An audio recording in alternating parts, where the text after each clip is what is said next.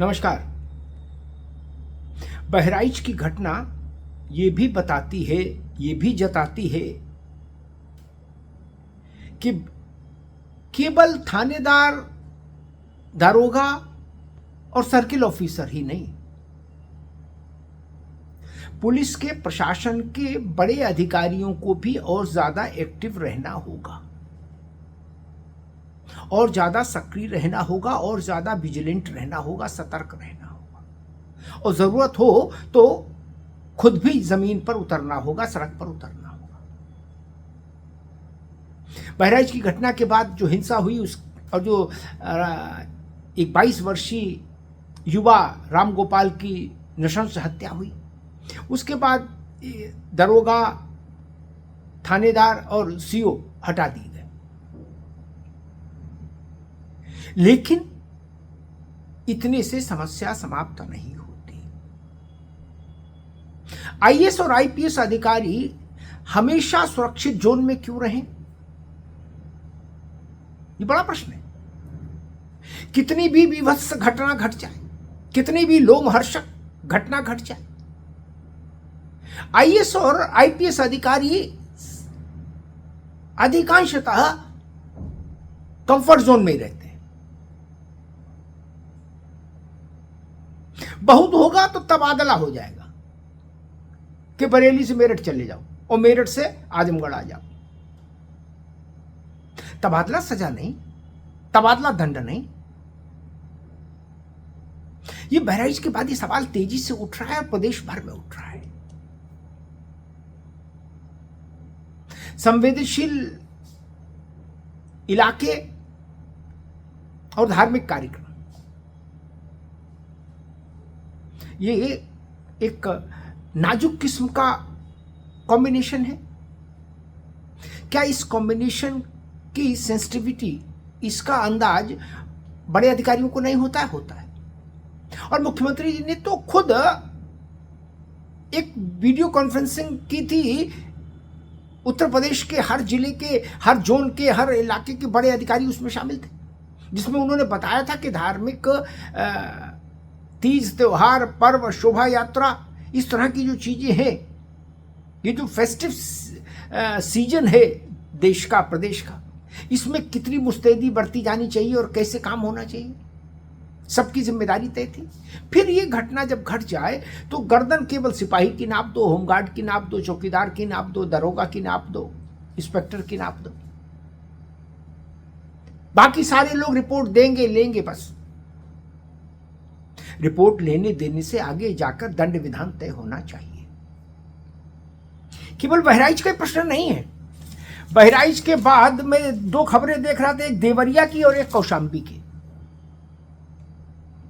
देवरिया में चाकू चला प्रतिमा विसर्जन के दौरान, 2 लोग घायल हो गए, चाकू मार दिए गए 2 लोगों के। देवरिया, कौशाम्बी में बवाल हुआ है, और कौशाम्बी के बवाल के बाद वहां प्रतिमा विसर्जन की यात्रा पर ही वहां कोतवाल और चौकी इंचार्ज को निलंबित कर दिया गया। बहराइच में कोतवाल, दरोगा और सीओ, यानी इससे ऊपर बात जा ही नहीं रही। अब तो बहराइच के बाद ये कौशाम्बी में कैसे गया, देवरिया में हो कैसे गया, विचित्र बात है। और उसके बाद भी अभी तक बड़े नहीं नपे, और बड़ों के नपे बिना स्थिति में सुधार हो जाए, मेरा अनुभव यह मानने को तैयार नहीं। इससे पुलिस का मनोबल और टूटता है, क्योंकि पुलिस में अधिकारी कितने हैं? कुछ हजार होंगे, और जवान कितने हैं? लाखों हैं। जवान का मनोबल टूटता है, जो निचली इकाई है उनका मनोबल टूटता है। वो दोष किसी का हो, नपना हमें ही है, गर्दन हमारी जाएगी, ये भाव क्यों है पुलिस के अंदर, दरोगा से लेके और सिपाही तक? हर अधिकारी को सुरक्षा जोन से बाहर लाया जाना चाहिए।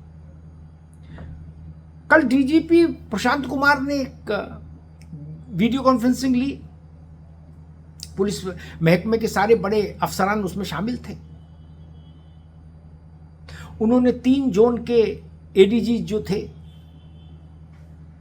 उनसे प्रयागराज, वाराणसी और गोरखपुर, उनसे अपनी नाराजगी भी जाहिर की है, ऐसा बताया जा रहा है। रिपोर्ट भी तलब की है और बड़े अधिकारियों से कहा भी, उनको हिदायत भी दी है कि आप भी सक्रिय होइए, आप भी सड़क पर उतरिए, आप भी फ्लैग मार्च में रहिए। त्योहार का मौसम है, अभी दीपावली है, दीपावली के बाद छठ है। ये पूरा 21 दिन का जो 25 दिन का जो एक कालखंड है, ये त्योहारी सीजन है। इसको उसी संवेदनशीलता के साथ लिया जाना चाहिए। एक प्रोटोकॉल तय किया है डीजीपी ने कल अपनी बैठक में कि भाई जिलों में क्या होना चाहिए, शहरों में क्या होना चाहिए, कस्बों में क्या होना चाहिए, कैसे पीस कमेटी बने, उनकी कैसे फ्रीक्वेंटली बैठक हो, और संवेदनशील इलाकों में जहां मिश्रित आबादी है वहां अगर आप पुलिस डिप्लॉय कर रहे हैं तो उसको दंगा रोधी टीम उसके साथ होनी चाहिए, वो सारे उपकरण होने चाहिए। ये सारी चीजें कल उन्होंने कही और मूल स्वर उनका भी वही था जो मैं कह रहा हूं, डीजीपी का भी, कि बड़े अधिकारी, आला अधिकारी सड़क पर उतरें, ग्राउंड जीरो पर जाकर नेतृत्व करें। आप ऐसे मौकों पर भी नहीं उतरेंगे तो कब उतरेंगे सड़क पर, क्या करेंगे? पूरा जीवन कमरे में काटेंगे, दफ्तर में, एसी में? ये बड़ा प्रश्न है।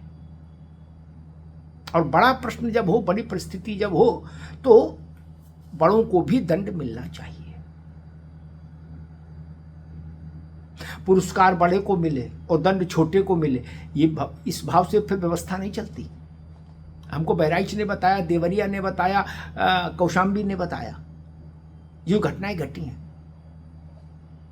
और देवी प्रतिमा विसर्जन की यात्राएं संवेदनशील हैं, अराजक तत्व उनमें हिंसक गतिविधियां कर सकते हैं। ये कोई रॉकेट साइंस थी कि गुप्त बात थी जो पता नहीं लगी, अचानक से हो गई? नहीं ना, एक इतिहास है इसी घटनाओं का। वो इलाके चिन्हित हैं। शहर में कौन नहीं जानता किस इलाके में बवाल होता है, सब जानते हैं। और अगर एसएसपी कहेगा, वो कलेक्टर कहेगा हमको नहीं पता, तो फिर उनको पद से हटा देना चाहिए। फिर वो किस लायक? आप किसी व्यक्ति से पूछिए कि फर्रुखाबाद में सेंसिटिव इलाका कौन सा है, वो बता देगा कि भाई उधर से बवाल होता है। पूछिए गोरखपुर में सेंसिटिव इलाका कौन, वो भी बता देगा।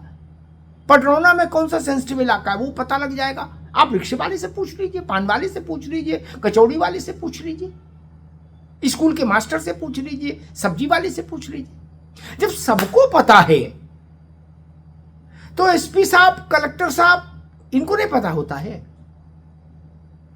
इनको इसके लिए रॉकेट साइंस चाहिए, गंभीर चिंतन चाहिए, 10-20 राउंड की बैठकें चाहिए। क्यों? जब सबको पता है कि किस इलाके में कौन सा बवाली इलाका है, किस जिले में, किस शहर में कितने स्पॉट ऐसे हैं जो बवाली हैं, जो धार्मिक यात्राओं पर पथराव करने के लिए कुख्यात हैं, ऐसे इलाके कौन से हैं, ये किसको नहीं पता?